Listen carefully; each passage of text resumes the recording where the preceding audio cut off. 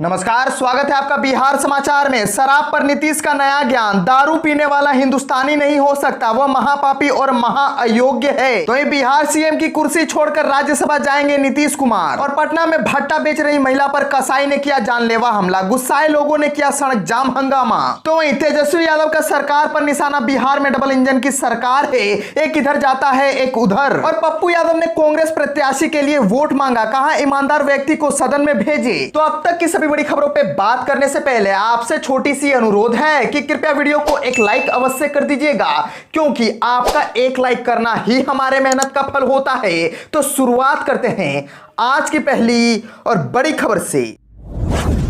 शराब पर नीतीश का नया ज्ञान। दारू पीने वाला हिंदुस्तानी नहीं हो सकता, वो महापापी और महाअयोग्य है। दरअसल बिहार के मुख्यमंत्री नीतीश कुमार ने देश के लोगों के पक्का हिंदुस्तानी होने का नया पैमाना तय किया है। नीतीश कुमार ने कहा है कि शराब पीने वाला व्यक्ति हिंदुस्तानी नहीं है, वह महापापी और महाअयोग्य है। बिहार सरकार ने अपने शराबबंदी कानून में संशोधन किया है। बुधवार को इस विधेयक पर विधान परिषद में चर्चा हो रही थी। उसी दौरान मुख्यमंत्री नीतीश कुमार बोलने के लिए उठे। उन्होंने कहा, शराबबंदी तो बापू का सपना था। जो व्यक्ति शराबबंदी कानून और बापू के सिद्धांतों को नहीं मानता है और शराब पी रहा है, वह हिंदुस्तानी नहीं हो सकता है, वह तो महापापी और महाअयोग्य है। नीतीश कुमार ने यह भी कहा कि शराबबंदी को लेकर जो लोग इधर उधर कर रहे हैं वह गलतफहमी में है। नीतीश ने कहा, हमारी सरकार शराब पीने वालों और जहरीली शराब पीकर मरने वालों के प्रति किसी भी सूरत में नरमी नहीं बरतेगी। नीतीश कुमार ने कहा कि शराब की बिक्री में अगर पुलिस वालों की सहभागिता होगी तो उन्हें भी छोड़ा नहीं जाएगा। समाज सुधार यात्रा के दौरान महिलाओं ने पुलिस वालों की सांठगांठ से शराब की बिक्री होने की शिकायत की थी। हम उसकी जांच करा रहे हैं। अगर किसी विधायक या विधान पार्षद को भी ऐसी खबर मिलती है तो वे निजी तौर पर गोपनीय शिकायत करें। हर हाल में कार्रवाई सुनिश्चित की जाएगी। वैसे शराब रोकने के लिए पुलिस लगातार कार्रवाई कर रही है, लेकिन अगर कोई गड़बड़ी करेगा तो उसे छोड़ा नहीं जाएगा। बिहार के शराबबंदी कानून में थोड़ी ढील दी गई है। नीतीश सरकार ने राज्य के पीने वालों को ध्यान में रखते हुए इसमें अहम बदलाव किए हैं। कानून में पहली और दूसरी बार शराब पीते पकड़े जाने पर पुलिस या मद्य निषेध विभाग के अधिकारी ऑन द स्पॉट जुर्माना लेकर छोड़ देंगे। जुर्माना नहीं देने पर 1 महीने की जेल होगी। जुर्माना 5,000 से लेकर 50,000 रुपए तक हो सकता है। यह राशि संबंधित मजिस्ट्रेट तय करेगा, लेकिन यह राहत 2 बार के लिए ही है। अगर तीसरी बार नशे में पकड़ा गया तो जुर्माना नहीं बल्कि सीधे जेल का प्रावधान है। बुधवार को बिहार विधानसभा में मद्य निषेध और उत्पाद संशोधन विधेयक 2022 पास हो गया। अब इसे राज्यपाल के पास भेजा जाएगा, वहां से मोहर लगते ही यह कानून लागू हो जाएगा। नए कानून में शराब से संबंधित सामान्य मामलों में भी राहत दी गई है। शराब के धंधे में पकड़े गए वाहन को जब्ती के बाद पेनल्टी लेकर छोड़ दिया जाएगा। वहीं शराब से संबंधित मामलों में जल्द निपटारे के लिए न्यायालय की संख्या बढ़ाने की भी व्यवस्था की जाएगी। बता दें कि इस विधेयक को बिहार सरकार ने पहले ही तैयार कर लिया था, लेकिन हंगामे के डर से इसे बजट सत्र के आखिरी दिन यानी बुधवार को पेश किया गया। हालांकि कैबिनेट से इसको पहले ही मंजूरी मिल गई थी। कुछ दिनों पहले ही चीफ जस्टिस ऑफ इंडिया ने बिहार में शराबबंदी कानून और इसकी वजह से कोर्ट में बढ़ते केसों के दबाव को लेकर सख्त टिप्पणी की थी। सूत्रों के अनुसार नए प्रस्ताव को मद्य निषेध के अपर मुख्य सचिव के पाठक की निगरानी में तैयार किया गया है। पटना में भट्टा बेच रही महिला पर कसाई ने किया जानलेवा हमला, गुस्साए लोगों ने किया सड़क जाम हंगामा। पटना से इस वक्त की बड़ी खबर सामने आ रही है, जहां भट्टा बेच रही बुजुर्ग महिला पर एक मटन बेचने वाले कसाई ने जानलेवा हमला कर दिया।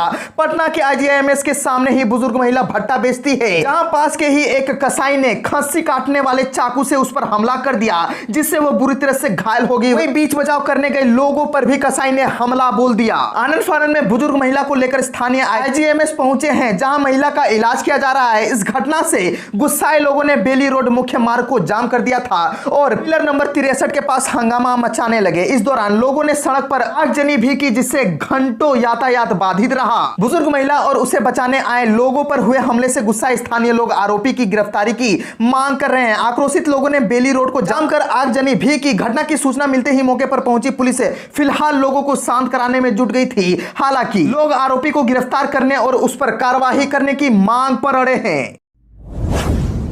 तेजस्वी यादव का सरकार पर निशाना। बिहार में डबल इंजन की सरकार है, एक इधर जाता है एक उधर। विधान परिषद चुनाव को लेकर नेता प्रतिपक्ष तेजस्वी यादव गोपालगंज पहुंचे थे। जनप्रतिनिधियों को संबोधित करते हुए तेजस्वी यादव ने राजद प्रत्याशी को प्रथम वरीयता का वोट देकर विजयी बनाने की अपील की। साथ ही सरकार पर निशाना साधा। तेजस्वी यादव ने कहा कि यह सरकार बेईमानी से बनी है।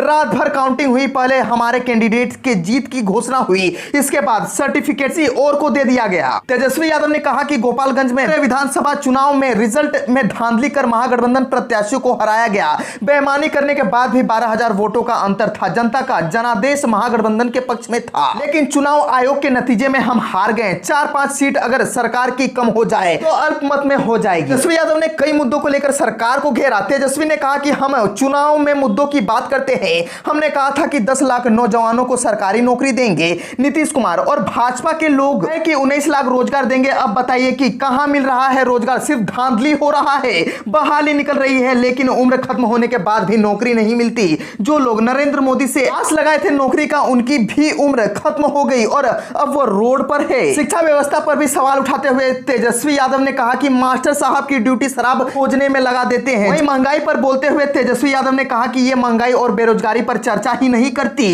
इस सरकार में कोई खुश नहीं है। पेट्रोल, डीजल, रसोई गैस सब महंगा हो गया है। पहले ये लोग गाना गाते थे कि महंगाई डायन है, और अब यही महंगाई इनकी भौजाई हो गई है। जब यूपी चुनाव था तो महंगाई पर रोक लगाए हुए थे, अब कहते हैं अंतर्राष्ट्रीय महंगाई है।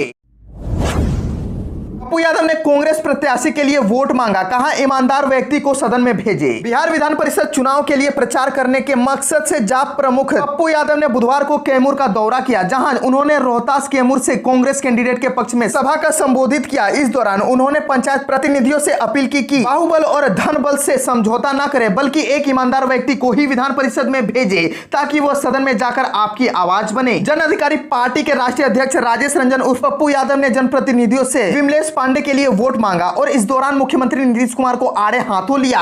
उन्होंने पत्रकारों से बातचीत के दौरान कहा कि बिहार में 90% मंत्री और सांसद माफियाओं की दलाली करते हैं। उन्हें दलाली से फुर्सत ही नहीं है। वह जनता की बात को सरकार तक पहुंचाए, इसीलिए जरूरी है कि ईमानदारी प्रत्याशी को चुनाव जीता है। पप्पू यादव यही नहीं रुके। उन्होंने कहा कि बिहार में आज भी पुलिसिया जुर्म हो रहा है, जिसमें मजदूरों और गरीबों को जीने का अधिकार नहीं है। बिहार में आज भी अंग्रेजों की बड़ी हुकूमत है। बाबू वीर कुंवर सिंह के परपोते को भी पुलिस ने मारते मारते जान से मार डाला। उन्होंने इस मामले में सीधा आरोप एसडीएम और एसडीओ पर लगाया। उन्होंने कहा कि इन दोनों की मिलीभगत से वीर कुंवर सिंह के परपोते की जान गई है।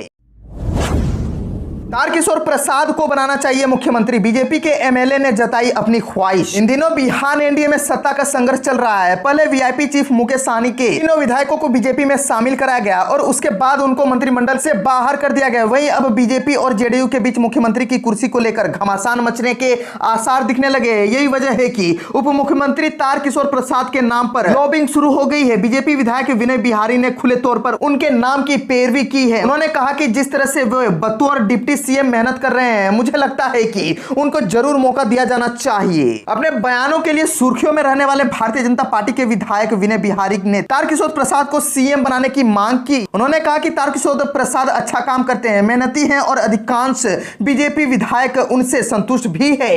लिहाजा हम अपने नेतृत्व से कहेंगे कि जब भी बिहार में मुख्यमंत्री बनाने की चर्चा हो तो उनके नाम पर विचार जरूर करें। बिहार पुलिस में ट्रांसफर पोस्टिंग को लेकर नीतीश सरकार ने किया बदलाव। दरअसल बिहार पुलिस में ट्रांसफर और पोस्टिंग को लेकर सरकार में एक बड़ा बदलाव किया गया है। सरकार ने विधानसभा में बिहार पुलिस संशोधन विधेयक 2022 को पेश किया था और बुधवार को इसे सदन की मंजूरी भी मिल गई। इस संशोधन विधेयक के पास होने के बाद अब किसी एक जिले में अधिकतम कार्यालय की समय सीमा में बदलाव किया गया है। अब इंस्पेक्टर से लेकर सिपाही तक एक जिले में 5 साल तक ही रह पाएंगे। पहले किसी भी जिले में अधिकतम कार्यालय की सीमा 6 साल तक थी, जिसे घटाकर अब 5 साल कर दिया गया है। इतना ही नहीं, किसी एक रेंज में अधिकतम कार्यालय की सीमा 8 साल की रखी गई है। सरकार ने पुलिस महकमे में किसी एक जिले के इंस्पेक्टर से लेकर सिपाही तक की तरह की अधिकतम समय सीमा तय कर दी है। इस बदलाव को करने का मकसद पुलिसिंग को दुरुस्त करना है। बिहार पुलिस में फिलहाल किसी एक रेंज के अंदर अधिकतम कार्यालय की सीमा 10 साल की थी। 13 अगस्त 2019 को बिहार में पुलिस जोन को खत्म करते हुए रेंज का पुनर्गठन किया गया था। इसके बाद पुलिस रेंज की संख्या 12 हो गई थी। बिहार सीएम की कुर्सी छोड़कर राज्यसभा जाएंगे नीतीश कुमार, उनके इस बयान से लगने लगे हैं अटकले। क्या बिहार के मुख्यमंत्री नीतीश कुमार राज्यसभा जाएंगे? दरअसल राज्य में भाजपा के साथ गठबंधन की सरकार के मुख्यमंत्री नीतीश कुमार का कहना है कि वह किसी दिन राज्यसभा जरूर जाना चाहेंगे। नीतीश अगर राज्यसभा जाते हैं तो वे बिहार के अन्य 2 दिग्गज नेता यानी लालू प्रसाद यादव और सुशील कुमार मोदी की बराबरी कर लेंगे। ये दोनों नेता सांसद और विधानसभा के सभी सदनों के सदस्य रहे हैं। बुधवार सुबह नीतीश कुमार ने बिहार विधानसभा विधानसभा में अपने कार्यालय में संवाददाताओं से कहा कि वह किसी भी समय राज्यसभा के सदस्य बनना चाहते हैं। वह अब तक बिहार विधानसभा, विधान परिषद और लोकसभा के सदस्य रह चुके हैं। पत्रकारों के साथ एक अनौपचारिक बातचीत में की गई टिप्पणी ने बड़ी अटकलों को हवा दे डाली है। अटकलें हैं कि 16 साल से बिहार के मुख्यमंत्री नीतीश कुमार एक नई भूमिका के लिए इच्छुक है। चर्चाएं तो यहां तक है कि उन्हें उपराष्ट्रपति बनाया जा सकता है। उपराष्ट्रपति का पद अगले कुछ दिनों में खाली होने वाला है।